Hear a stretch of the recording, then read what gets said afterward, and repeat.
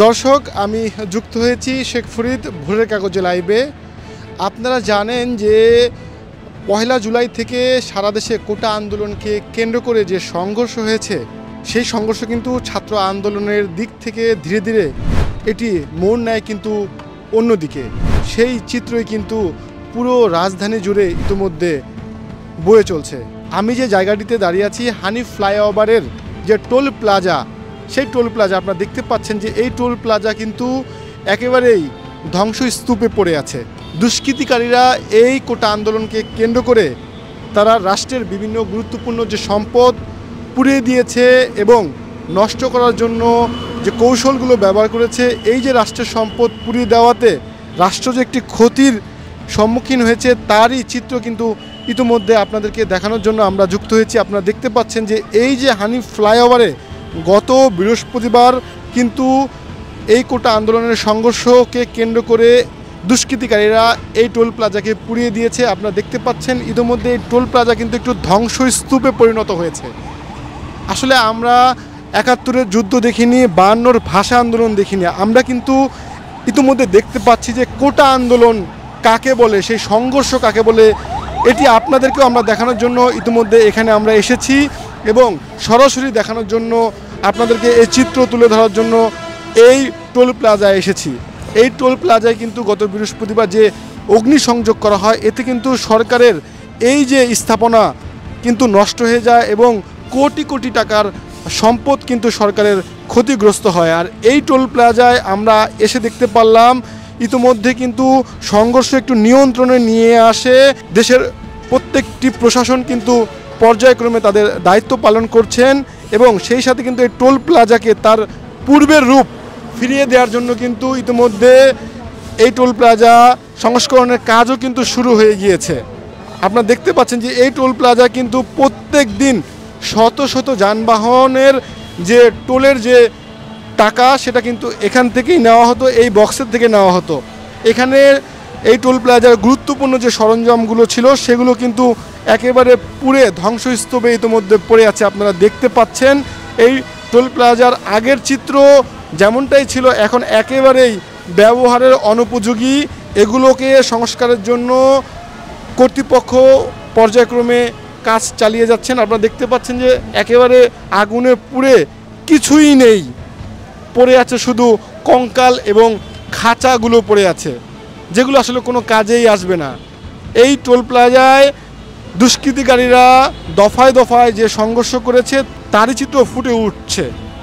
দর্শক, আমরা আপনাদেরকে এই টোল প্লাজার আরও ভিতরের চিত্র দেখানোর চেষ্টা করব। আপনারা দেখলে বুঝতে পারবেন যে এই টোল প্লাজায় কি পরিমাণ ক্ষতি সাধন করা হয়েছে। রাষ্ট্রের এই সম্পদ যারা নষ্ট করেছে, যে দুষ্কৃতিকারীরা এর সাথে জড়িত, সাধারণ শিক্ষার্থীরা যেন এই বিষয়গুলো যেন আসলে দেখতে পারেন। সাধারণ শিক্ষার্থীরা যে আন্দোলন করেছিলেন, সেই আন্দোলনের রায় কিন্তু গতকাল আদালত তাদের পক্ষে ৯৩% মেধায়, ৫% মুক্তিযোদ্ধা কোটায় এবং ১% নিগোষ্ঠীদের জন্য, ১% প্রতিবন্ধী ও হিজড়া জনগোষ্ঠীর জন্য কিন্তু আদালত রায় দেওয়ার পর সেই মামলাটি খারিজ করে দেওয়া হয়েছে। যে এই যে রাষ্ট্রের এমন ক্ষতি সাধন, এই সম্পদ যে জনগণের সম্পদ, এই সম্পদ যে আসলে সাধারণ মানুষের সম্পদ, এটি যারা নষ্ট করেছে, এটি আসলে কতটুক মানুষের বিবেক নষ্ট হয়ে গেলে মানুষ এই রাষ্ট্রের সম্পদ নষ্ট করে। এর প্রত্যেকটি অর্থ কিন্তু জনগণের টাকায় হয়েছে এবং এই সম্পদ নষ্ট করে দেওয়াতে কিন্তু জনগণেরই ক্ষতি সাধিত হয়েছে।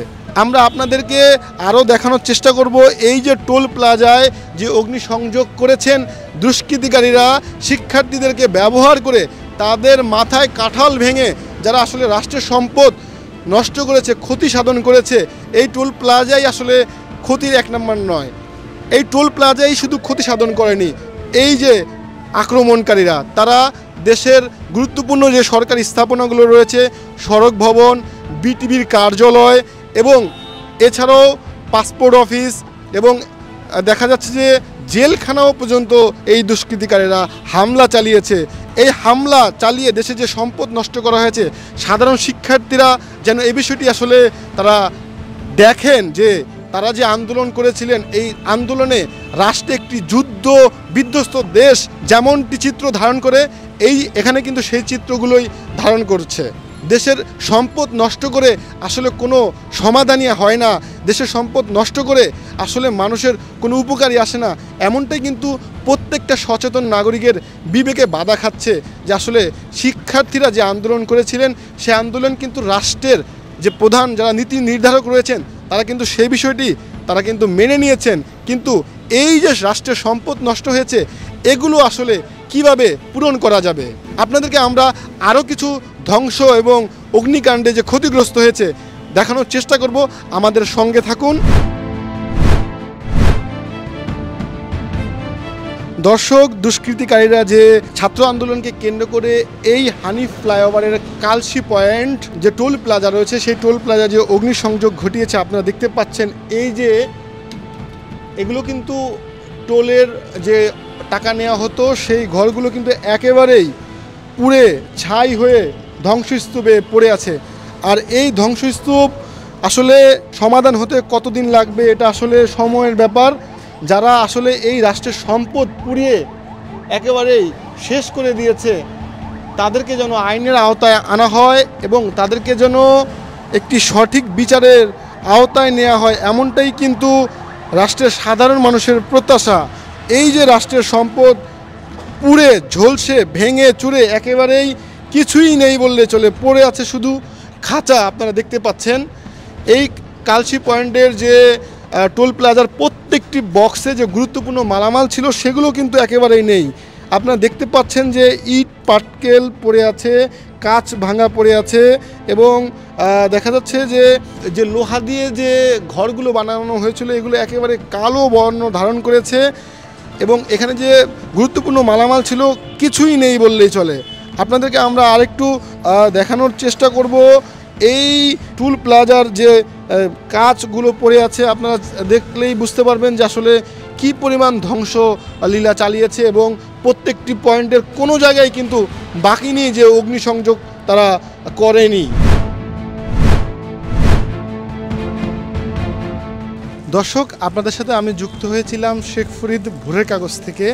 আপনাদেরকে দেখানোর চেষ্টা করেছিলাম হানিফ ফ্লাইওভারের যে টোল প্লাজায় অগ্নিসংযোগ করেছিল দুষ্কৃতিকারীরা। এই যে ধ্বংসলীলা বা অগ্নিসংযোগ করাতে রাষ্ট্রের যে সম্পদ ক্ষতি হয়েছে এই ক্ষতি দ্রুতই যেন সমাধান আসে এমনটাই কিন্তু প্রত্যাশা করছে এই রাষ্ট্রের মানুষ। শেখ ফরিদ, ভোরের কাগজ, ঢাকা।